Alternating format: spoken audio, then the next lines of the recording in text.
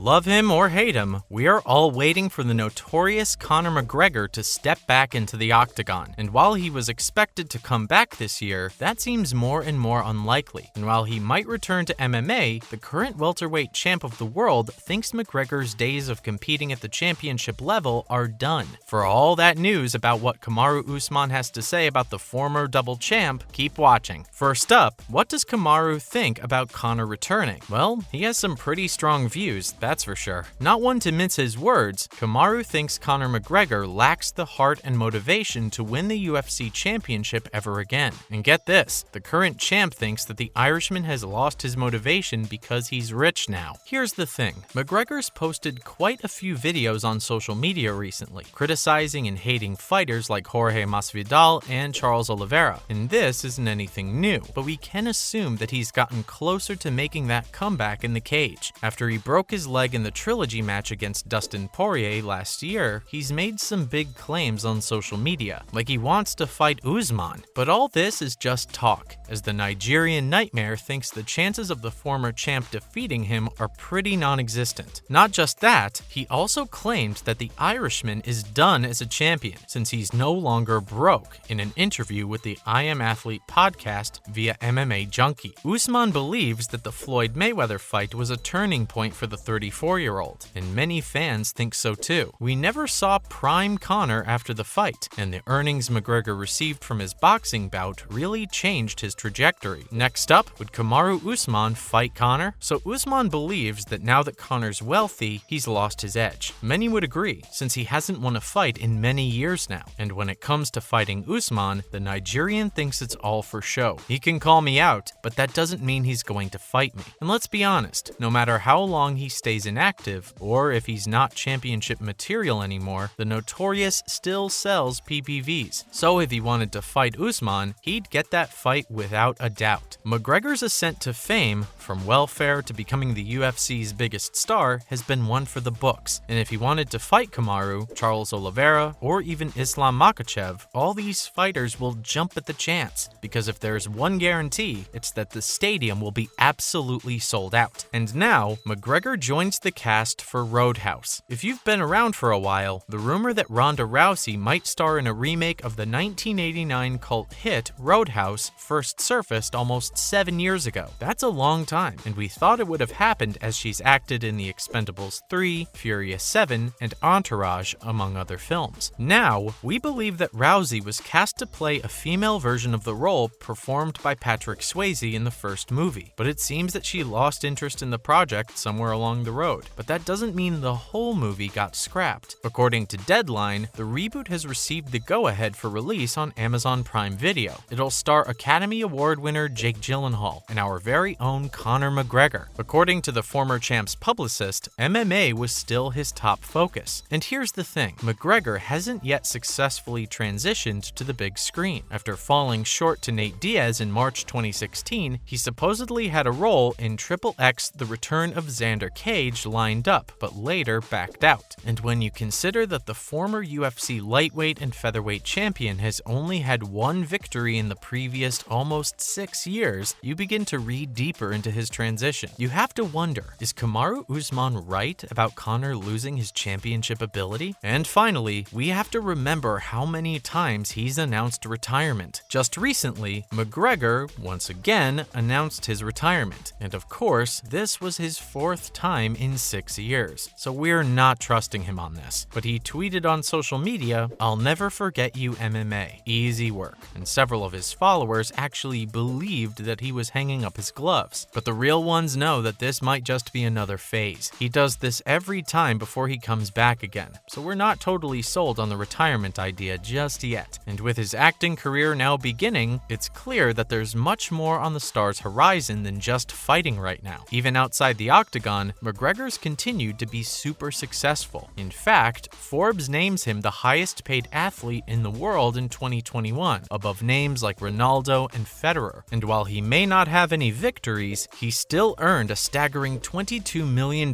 from the UFC and $158 million from investments and endorsements, including his proper number 12 whiskey. So even though the 34-year-old has no shortage of opponents who'd like to face him, it's obvious that he can succeed fight outside of mixed martial arts. And now, in other UFC news. First up, Dana doesn't think Khabib makes it into the top 5. Yup, you heard that right. Dana didn't include Khabib Nurmagomedov to his list of the greatest fighters, but did include Conor McGregor. And if you're confused, don't worry, we are too. His list was otherwise pretty straightforward, with Jon Jones, Anderson Silva, George St. Pierre, McGregor, and Ronda Rousey being his picks. And the MMA community was quick to notice that the Eagle was missing, and when Dana said he'd missed someone on the list, it was Kamaru Usman. And let's not forget how in the past, the UFC president has expressed that Khabib left the sport way too early. Even though this was a completely dominant run, Dana isn't impressed. We saw Khabib maul opponents like Conor McGregor, Dustin Poirier, and Justin Gaethje, and let's not forget, he hardly ever lost a round. So in the big man's eyes, the caliber of his opponents raises doubts about Nurmagomedov's legacy. It's the same debate that surrounds Charles Oliveira versus Islam Makhachev now, after all. If Charles can defeat Islam, then that puts Khabib's legacy and dominance even more into question. Up next, Glover Teixeira versus Jiri Prochazka 2 in the works. Now for the best news you'll hear all day. When UFC 282 takes place on December 10th, Jiri Prochazka and Glover Teixeira will square off once more for the light heavyweight championship. And knowing the two warriors, they're going to give us another banger. For now, there's been verbal agreements from both athletes present, and even though the T-Mobile Arena in Las Vegas is most likely where the fight will happen, the card hasn't been given an official venue yet. The build-up to the fight's already in our minds, as Prochazka and Teixeira fought 5 rounds in what might have been the fight of the year in June. With fewer than 30 seconds left on the clock, Prochazka got a rear naked choke to finish Teixeira in an absolute battle. With Teixeira leading on 2 cards going into the 5th and final round, the judges were split on their scores, with the third official scoring it as a draw. With such a close fight, Prochazka wasn't happy. He'd won the UFC light heavyweight title, but he needs to prove himself even more. And now let's look at Teixeira, who came so close to defeating the Czech so many times in the fight, and despite his age, he wants that belt back. The veteran Brazilian has been open about how he may retire soon, but he'll probably fight at least once more as he seeks retribution against Prochazka with the UFC championship on the line. And now finally, Jan Blachowicz doesn't take too kindly to being snubbed. And while fans are excited about the two running it back, someone's not happy at all. Yuri's choice for a rematch has Jan Blachowicz very frustrated. After defeating Alexander Rakic in May, Blachowicz put himself as the division's top contender. And it seems like the next fight was set in stone, with him being the best pick to face the new champ next. And it was pretty much confirmed when Prochazka called out Blachowicz after winning the 205-pound championship. It goes without saying that the Pole has all the respect for Teixeira, but he doesn't see why there should be a rematch right away, especially since the first fight ended with Prochazka choking out Teixeira in the 5th round, with the outcome being very clear. The man wants what he's rightfully earned, and while we love the idea of a rematch, we have to admit, Jan really does deserve his title shot again. We'll have to wait and see what Dana and the promotion decide, but either way, the fans are going to get one hell of a fight. That's a wrap for this video. Do you think Conor has what it takes to be a champ again, or was that only possible in his prime? Let us know in the comments below. Make sure to give this video a thumbs up and subscribe to our channel for more videos like this. See you in the next one. Thank you for watching.